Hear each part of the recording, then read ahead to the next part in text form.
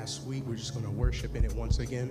We're no longer slaves to fear, for we are children of God, children of the Most High God. We are rooted in Him. One of the words that were presented by our pastor recently was that we're simply loved by God. We don't have to do, we can't do anything, we can't work harder to gain the love of God. We're just simply children of God. Once you realize, once you understand that you are a believer, you're a Christian, then you understand that you are just a child of God. You're rooted right into Him because you are His and He is yours. So we are children of God. No longer slaves to fear, no longer slaves to sin, but we are children of God.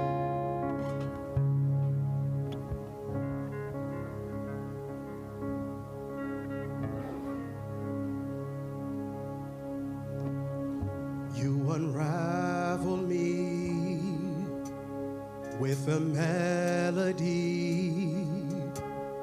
You surround me with a song of deliverance,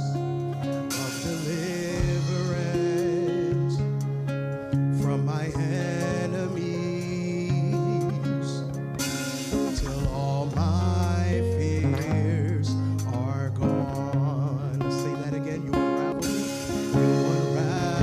me with a melody. You surround me with a song of deliverance from my enemies, till all my fears are gone. We declare, I'm no longer a slave to fear, for I am a child of God. I'm no longer a slave to fear, for I am a child of God.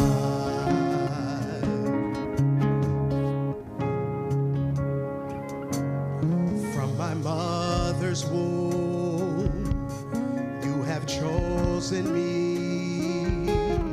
God, your love has called my name, and I've been born again into a family.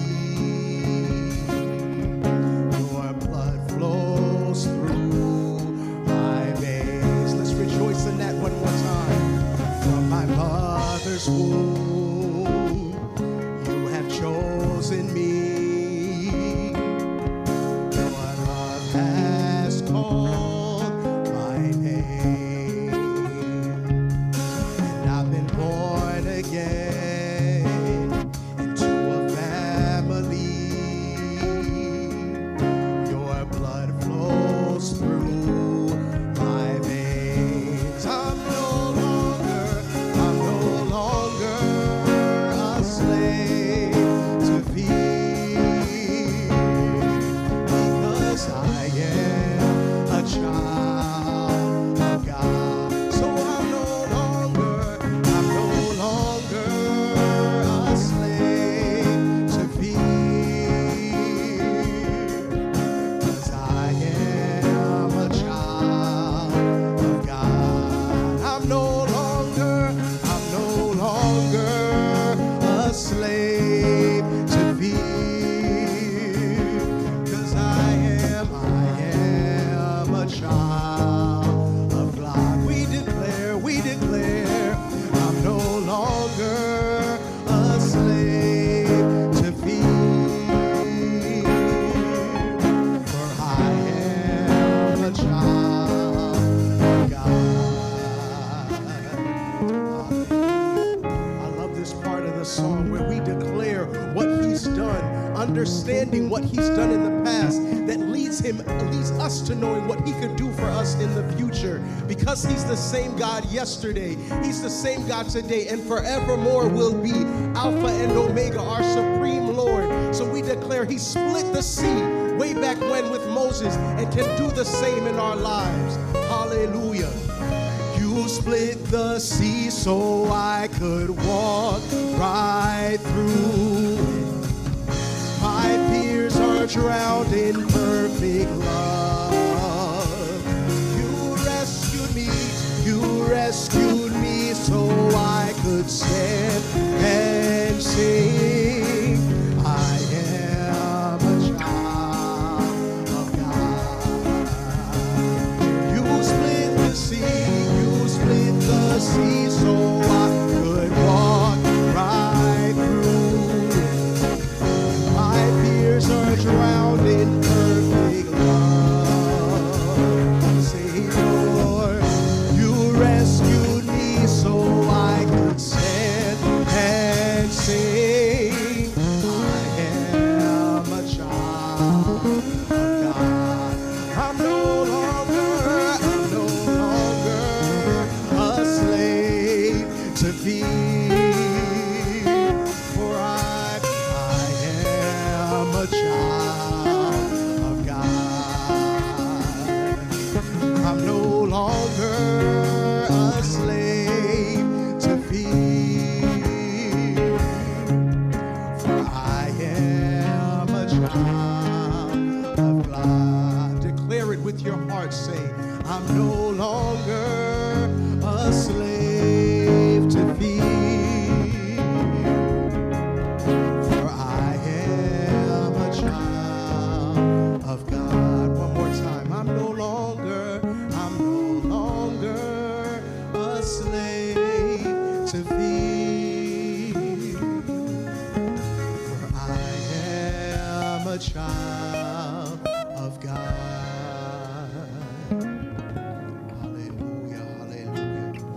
Children of God, as heirs to the throne, we gain our strength from our Father. We gain our hope from our Father. We're connected directly to our Father. We get all the benefits of dwelling in His house, of dwelling in His presence, of pressing in the presence of our Father. We gain those benefits.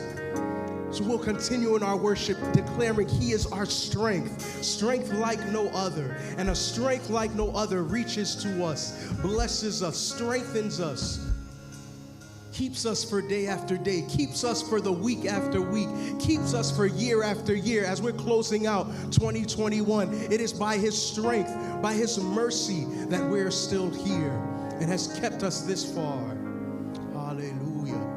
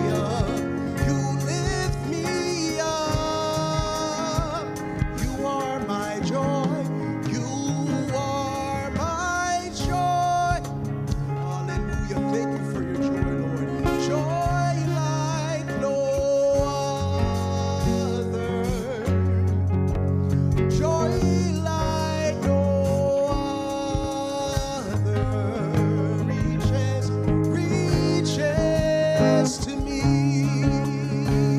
You are my peace. You are my peace that surpasses understanding, Lord. Peace like no other. My peace like no other reaches to me. Let's cry. You are my peace. You are my peace. When the storms of life rages, you're my peace like no other. Peace like no other reaches to me. Unending love, unending love. We cry unending love. My consistent Savior with love like no other. Love like no other reaches to me. Unending love, unending love, unending love. That's not circumstantial but consistent. Love like no other. Love like no other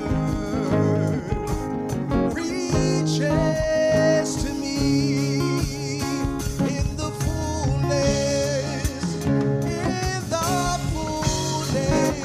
of your grace, in the power of your name. You lift me up, you lift me up, you lift me up in the fullness of your grace, in the fullness of your grace, in the power of your name. Jesus, lift me up, you lift me up, Lord, you lift me up in the fullness, in the fullness, in the fullness of your grace, in the power of your name.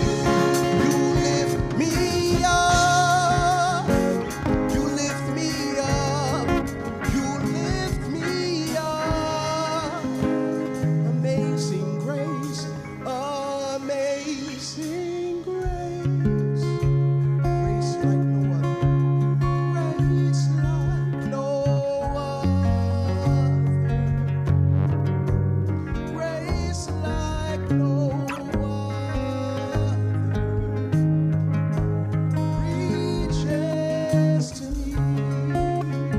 We all needed amazing grace, amazing grace like no other, grace like no other, grace like no other reaches to me. Hallelujah. We thank you for this. We bless your name, Lord God.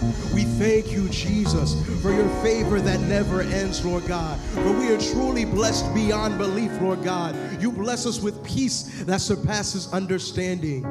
And you grant us with pleasures forevermore, Lord God. You grant us a hope, Lord God, that reminds us that our present sufferings don't compare to the future glory that we will enjoy, that we will rejoice in with you in heaven. So we honor you. We set this time aside to lift up our Savior that's worthy of our worship, that's worthy of our praise. And we acknowledge you, Lord God. We acknowledge you here in this place. And we thank you that you are good for us. We thank you that you are all we need, that you are more than enough, Lord God. That whenever we feel like we're running dry, running low, we could run to the altar. We could run to our Father. We could run to the source that never runs dry. So we ask, Lord God, that you just continue to be here with us. Continue to show each and every person in this place your love. Not just here, Lord God, but even as we depart. And may we remain with you, Lord God. Remain at the source, Lord God. And realize how important it is for us to be rooted in you. So that when the storms of this life want to take us out, we understand that we're connected to the source, and we draw our strength from you. We draw our hope. We draw our power from you, Lord God. So we bless your name for this moment of worship. Continue to lead us as only you can. In Jesus' name, we pray to you, faithful Father, by the power of the Holy Spirit. Amen.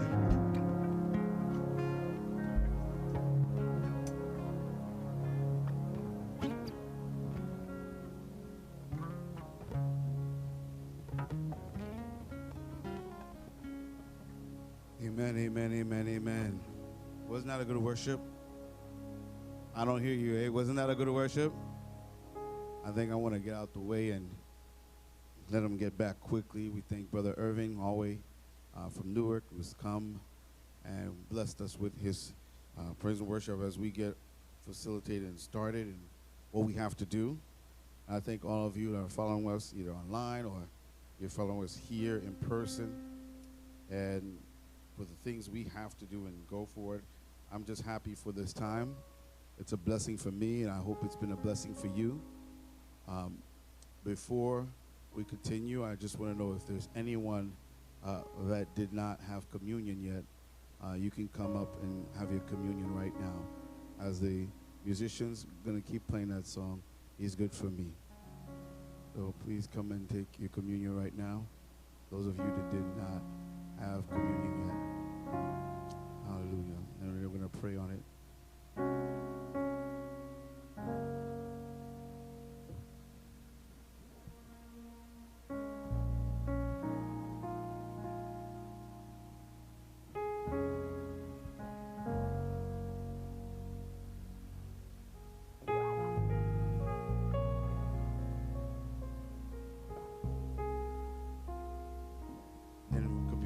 Say that it's not really too much complicated. It's about your relationship with God, where you stand with Him. We ask that you be publicly baptized. But I tell you, getting a right relationship with God is not a difficult or hard thing. It's just an intentional thing. It really is. Kind of like if you broke up with somebody, there's not really a lot to talk about. Either we want to be together or we don't. You just guys make a decision. We're going to make every effort. We're going to decide to do everything that's necessary and important to make it work. That's where we are this morning with God, and this afternoon, wherever time you're listening. Make it work with God. So, got these new fancy COVID communion cups where we have and communion in one shot. So if you hold your wafer up with me, it's the clear plastic part. And we'll bless it. Heavenly Father, we bless you for this wafer right now that we're about to partake. And we ask that your grace and mercy allow us to partake of it in sincerity, honesty, and truth. And there will be healing renovating to our souls inside of us. In Jesus' name we pray, amen. With this bread represents my body, which is broken for you. Every time that you would partake of this bread, remember me. You will remember my body that was broken for you. Let us eat together.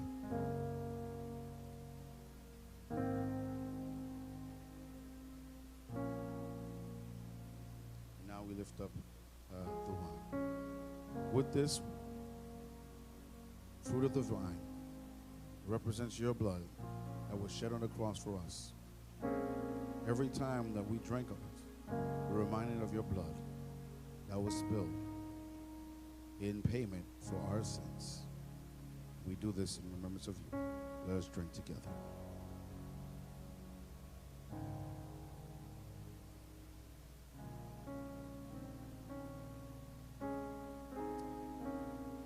Praise the Lord, everybody.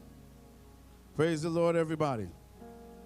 Are we just happy? I want to hear you a little happier. Praise the Lord. Can't hear you if you're online, but I know that you're going to be happy with us at the same time. Last week we had a topic, we were talking about quaking trees, right? Why Christians are like quaking aspens. And today's Why Christians are like quaking aspens, part 2. And I want to get right into it. But the time is short, so we can get back into some worship. I will get you to teaching. Again, Rooted Ministries is now a year old, and we're in person, and we're inviting you to come in person if you can. Bring a friend with you.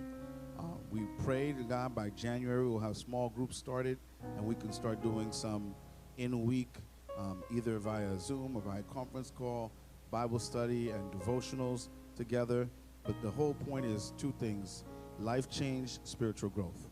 Life change, spiritual growth, which flows into why we, our Christians, are like an aspen. If I don't want to review everything, it's online. If you want to review last week's sermon and go into it, I will touch on some of the parts. But let's just dive into this with a scripture reading for today. I'm going to read for you from Psalms 1. It says, "Blessed is the one who does not walk in the step with the wicked, or stand in the way that sinners take, or sit in the company of mockers, but in whose delight is in the law of the Lord, and who meditates on his law day and night." And this is the verse that is the key for me. That person is like a tree planted by streams of water, which yields its fruit in season. It's another key word. And whose leaf does not wither. Whatever they do, they prosper. Not so are the wicked. They are like the chaff that the wind blows away. Therefore the wicked will not stand in the judgment, nor sinners in the assembly of the righteous. And I think we'll cover that in future. For the Lord watches over the way of the righteous, but the way of the wicked leads to destruction.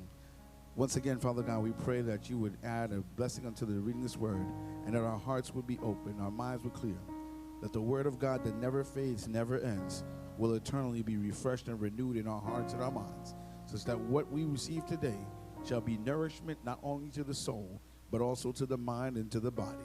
In the precious and matchless name of our Lord and Savior Jesus Christ we pray. Amen. So, a couple of facts about why I think we're like aspen that I discovered and I didn't really know before. Something about me, if you didn't know, some people kind of think I'm a genius of some sort or whatever. I went to Ivy League school or got straight A's through school. But I actually did struggle at some topics. Yes.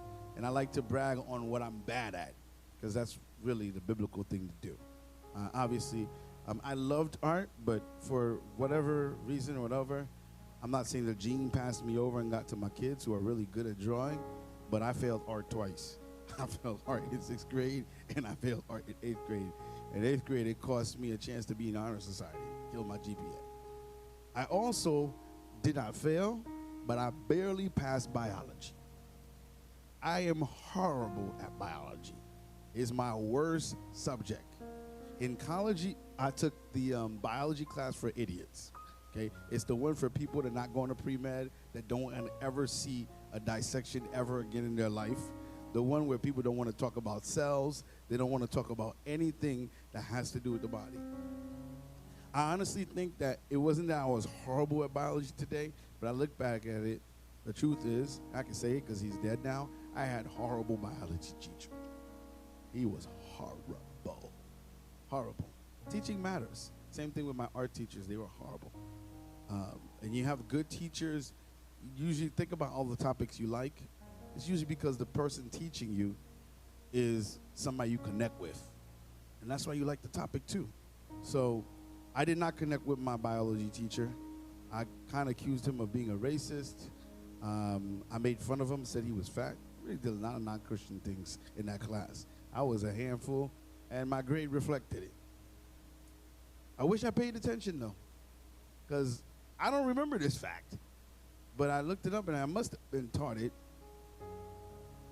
The aspen tree has a third set of chromosomes instead of 2. Organizations that have three sets of chromosomes are called triploids. Humans and the majority of the world, we're diploids. That means we have two sets of chromosomes, one from each sex, especially when we have, it's not asexual reproduction. Sorry, I'm going into a little science here.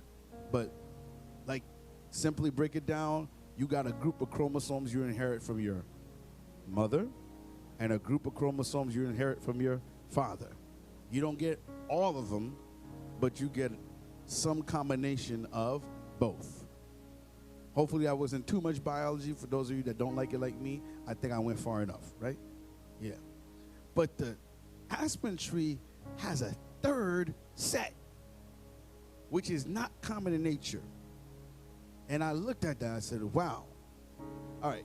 Not only that, triploids have larger cells than traditional organisms, and therefore they can hold more water. This is going to be good, promise. Watch this. Than normal. So what happens is it allows the aspen tree, compared to all its other competitors, to hold more water inside than any other tree in its same environment. It can store a lot of the water in it because of this third chromosome. Okay? So the other thing the third chromosome allows them to do is store in more variety. In other words, they can keep it in the trunk, they can keep it in the roots, they can keep it in the stems. All right? I'm going to talk about next week where they die from poison in the shade. And poison is restaurant in the shade from competing trees. And we'll get to that, but not this week. A couple of more facts. All right. I have this video here, and you'll see. Look what's happening to the aspen tree. And this is where the third chromosome comes in. The aspen tree shoots its roots, and other trees' trunks come from the roots. Say that again. The aspen tree pushes out roots. They actually don't even go that deep. Like I told you, it's the #1 tree in all of North America and one of the top 10 trees in the world. They don't even have to go that deep, but they push up. But watch this.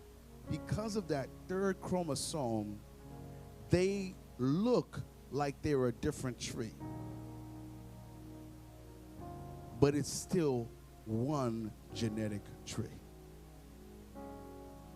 I don't know if some of you pick up where I'm going with this. The trees all look slightly different. They have different heights, different shade. Now, if every tree has the same exact chromosomal data, like when you have a twin, they have your exact chromosomal data. That's why you look like twins. Each one of these trees is supposed to look the same, right? But because they're triploids, because they have the extra third chromosome, they seem to look different, but they actually have all, if you test them, the same exact DNA. So I told you about that forest in Utah that has the largest set, over 100-some acres.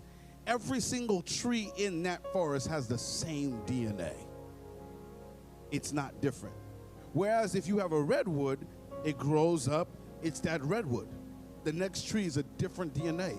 It's a different tree. People are planting trees all over the world, like in Haiti. Every time they have to plant a tree, that tree is a different DNA than the other tree they planted before. But aspens all have the same DNA, even though they're all different tree stems and roots. Now we're going to look at why is that important. Even after death, even if a trunk is dead, the roots still give rise to other clones. And the roots spread combats the lack of water. Because guess what? Aspen trees can share water between trunks. So that means if my tree trunk got enough water but yours doesn't, they can sap water off each other. Two different trees. I'm like, wow, this is amazing. The tree shares resources among each other through its roots. It doesn't just share water. It shares nutrients between the roots. And not only that, you cannot kill it by chopping it down. Even if you chop down an aspen tree, Unless you kill its roots and you poison it, you have not killed it. All you've done is the roots is going to shoot up another one. And that's the advantage of a quaking aspen. Another advantage is for us, the roots and the leaves of the aspen tree actually have medicinal qualities.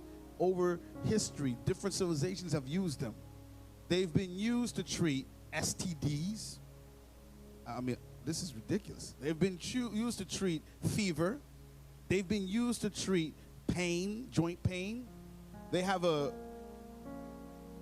chemical in it called salicin, which is the natural equivalent of aspirin that's found in the aspen trees. I wish they had, made it interesting when I was in bio class. I knew all this stuff and I would have paid attention. It's been able to cure arthritis or rheumatism. They have been used to cure neuralgia or sciatica, nerve or back pain. And they've been used to cure or treat prostate or bladder issues. And that comes me to the point is, why is the Christian like the aspen tree? And I started to think that in the same way in the biological, in the physical world, the aspen tree, with its third chromosome and its genetic makeup, has healing qualities. The Christian should be a healing person anywhere they are. And the Bible says we are the light of the world, we are the salt of the world. And the Bible even says that we are the branches and Jesus Christ is the true vine. In other words, since we already knew Jesus was a healer, stay with me right now, that means that connected to Jesus genetically through our third extra chromosome, which is the chromosome of Christ. When you are born again as a Christian, you have been transformed into an aspen tree. What it is God has added a third chromosome to your genetic makeup, which allows you to reproduce the qualities of Christ in you. So even though you had your own qualities, even though you were your own way, now you can consistently be like Christ, have Christ-like qualities, even though we're all different and unique. And not only that, Christ gives us the ability to share with each other so that even when I'm down, your nutrients can lift me up. And when you're down, my nutrients can lift you up. And so we are sharing nutrients between each other. And the third chromosome has enlarged our spiritual cells so that we can hold in more water, which represents the Word of God. So we are able to hold in the Word of God to the point as aspen trees in the spiritual world, we can share it with each other and survive even in a spirit of spiritual drought. Quaking aspen, he is like a tree planted by the water. There can be seasons of drought. There can be seasons of difficulties in your life. But trust in that third chromosome group. For you, that third chromosome group was the genes of none other than Jesus Christ. That's the third chromosome. That's the genetic link that makes the difference. That's what separates us from all the other trees that wither away. That's the comparison that's made in Psalm 1. He is not like the wicked that withers, because the wicked does not have a root system. The wicked is not rooted and grounded in the love of Christ. We always say that's our theme, Ephesians chapter 3, verse 17. And I wear it with proud, rooted. It's about being rooted and grounded in Christ's love and Christ's word. And I remember our visions. What do we want to do? Number one, we want to reveal the will of God through his word, through his prophecy, through his message. We want to rejoice in community. We want to reach the lost, and we want to reproduce disciples. Reveal, rejoice, reach, reproduce. Reveal, rejoice, reach, reproduce. And that's what the aspen tree does. It reveals itself quickly. It connects with each other through the root system. It reaches out underground. Sometimes you don't even see it. And it reproduces. Genetically equivalent, but uniquely each one is different. And that difference is important. It makes a difference. We're going to get back to the worship real quick, but I just want to share about this one grove here. You see this forest here? This is called the Pando Aspen in Utah. It's one tree. All these trees together are one tree. All have the same exact DNA. This whole group you see here. Look at all the different shades of color. You would think that each one of them is a separate tree. No, one root. That's what Christ wants the church to be. He wants to look like this. It don't matter whether we're short, tall, black, white, yellow, green, orange, whether we like math or we don't, whether we're good in bio or we're not good in bio. It doesn't matter. We all have one root. Pando aspen is the second largest organism on the earth. The only thing larger is a group of fungi, which I don't remember exactly where they are. The total trees weigh 6 million kilograms, or 6,600 tons. 41,000 trees make up this forest, and yet one DNA. It is dying due to suppression of forest fires, which we'll talk about next time. These are competing trees that are singular. Don't wake it with them. They last because of the way they're connected together. It's over thousands of years old, these trees. So my question for you is, how are your roots? Are you feeling connected to your brothers and sisters in Christ? Are we really rooted to each other? Are we taking advantage of the nutrients that we can get from each other? Are we sharing nutrients like aspen trees are supposed to do? Or are we trying to go it alone like the big fat redwood? Have you been a source of healing or a source of hurt? Are your leaves therapeutic or are your leaves stinging and more thorn-like? I can tell if you're a Christian if you're more like a quaking tree, because the quaking tree is healing. The quaking tree is therapeutic. It takes care of our back pain. It takes care of our muscle joint pain, which means it allows us to move freely. It doesn't restrict movement. It takes care of fever, which means when things get too hot, it allows us to chill and cool down. Question I'm asking for you, are you that person that can help other people chill and cool down? Are you that person that when you come into a place, you're a healing balm? Are you the type of tree planted by the river water that all you do, you know no matter what the season, you're going to bear fruit and prosper? That's my wish for you. That's my goal for you today. Thanks for tuning in to Rooted. You can help support this ministry by logging on to ftcctoday.com and clicking on the donate button. Please help us share and spread the gospel by subscribing to this channel and clicking on the share and like button. See you next time.